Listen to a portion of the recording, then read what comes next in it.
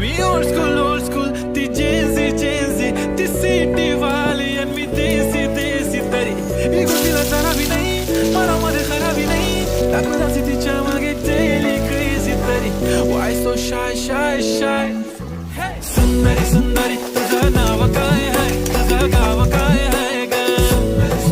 अरे सुंदरी तुझं नाव काय आहे तुझं गाव काय आहे ग